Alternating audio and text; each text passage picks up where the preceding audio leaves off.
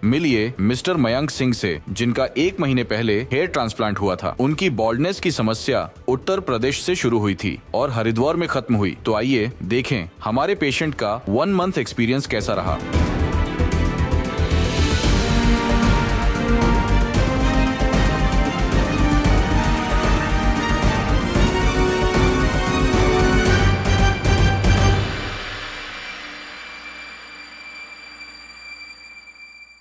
Hello everyone, welcome back. जैसे कि आप सब जानते हो, मेरा नाम मयंक चौधरी है और मैं गाज़ियाबाद उत्तर प्रदेश से बिलोंग करता हूँ। और 1 महीने पहले मैंने अपना ट्रांसप्लांट क्यूएसटी क्लिनिक हरिद्वार से कराया था।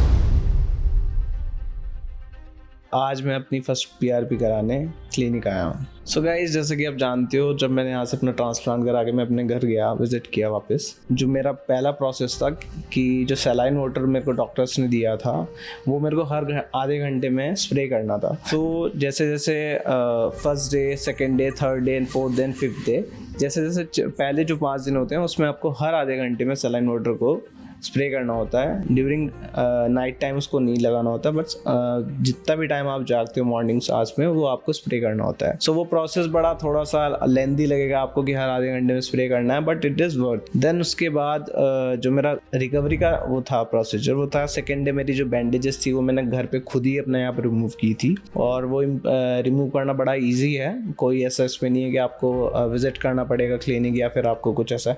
अगर आप यहीं पे हो तो आप क्लिनिक विजिट कर सकते हो, अदरवाइज आप उसको घर पे भी रिमूव कर सकते हो। उसका जो प्रोसेस है वो मेरे को व्हाट्सएप के थ्रू, क्यूएसटी की टीम के थ्रू व्हाट्सएप पे शेयर कर दिया गया था कि उसको मेरे को कैसे रिमूव करना है, एंड वो मैंने ईजिली अपनी बैंडेज खुद से ही रिमूव कर ली।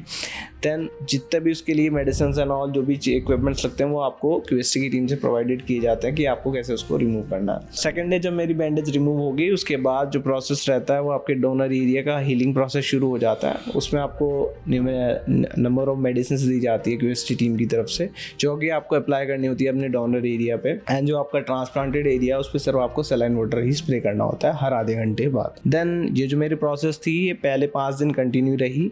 जो मेरा डोनर एरिया था वो भी धीरे धीरे हील होने लगा था। Then 5th day I visited for my first head wash in QST clinic Haridwar.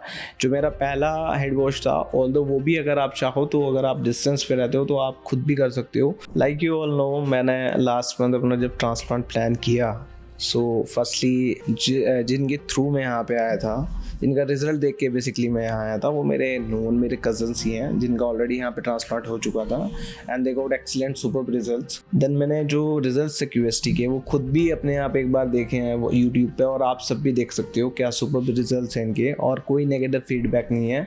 From even you can check the Google reviews. अगर आपको YouTube वीडियोस पे भरोसा नहीं है तो गूगल रिव्यूज़ चेक कीजिए, आपको किसी भी प्रकार का नेगेटिव रिव्यू नहीं मिलेगा, किसी के रिगार्डिंग नहीं मिलेगा। एंड सेकेंडली जब मैं विजिट किया, देन आई फाइनली डिसाइडेड कि कराना ही कराना है एंड क्यूएसटी से ही कराना है। देन जो मेरी फर्स्ट थिंग थी, जो मेरे डॉक्टर से इंटरेक्शन थी, उन्होंने मेरे को फ्रॉम बेसिक टू एडवांस जितनी भी प्रोसेस है वो एक्सप्लेन की, वो सुपर्ब थी।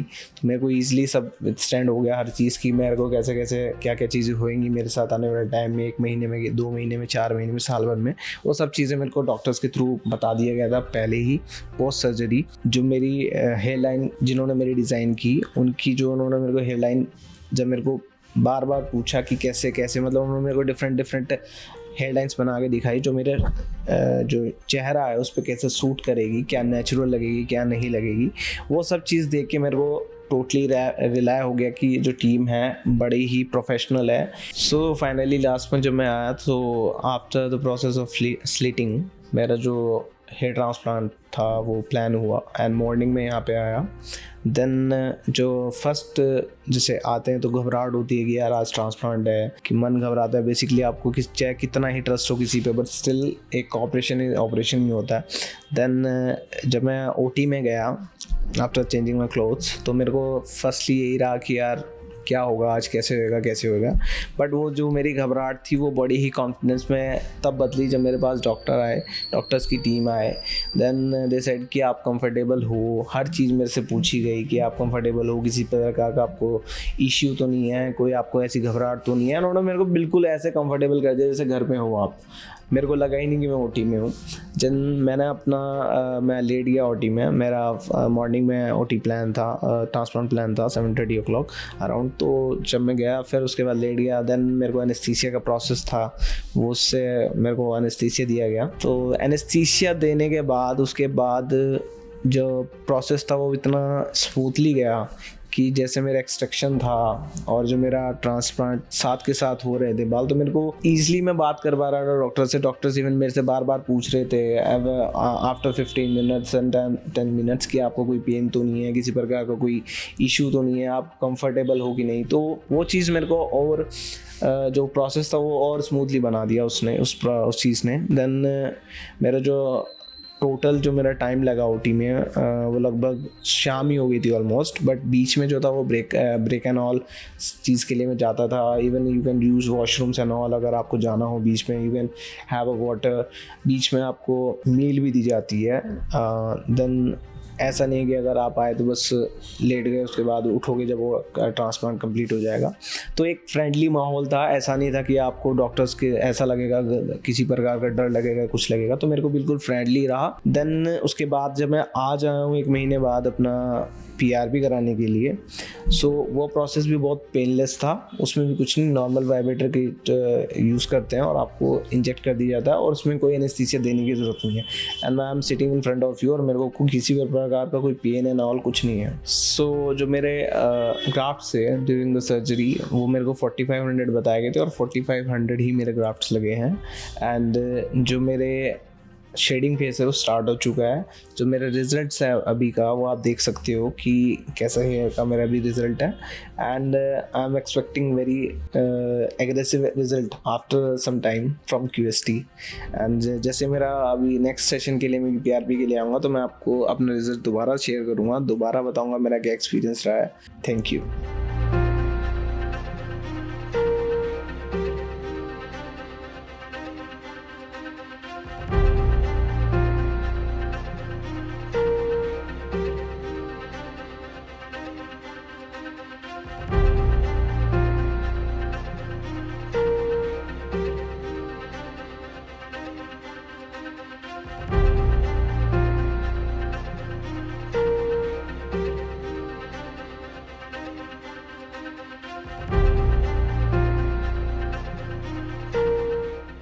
हेलो फ्रेंड्स, अगर आपने अभी तक हमारे चैनल को सब्सक्राइब नहीं किया है तो प्लीज इस वीडियो को लाइक कीजिए, शेयर कीजिए और हमारे चैनल को सब्सक्राइब कीजिए। और ध्यान रहे बेल आइकन दबाना ना भूलें, जिससे हमारे हर वीडियो का अपडेट आपको समय समय पर मिलता रहेगा।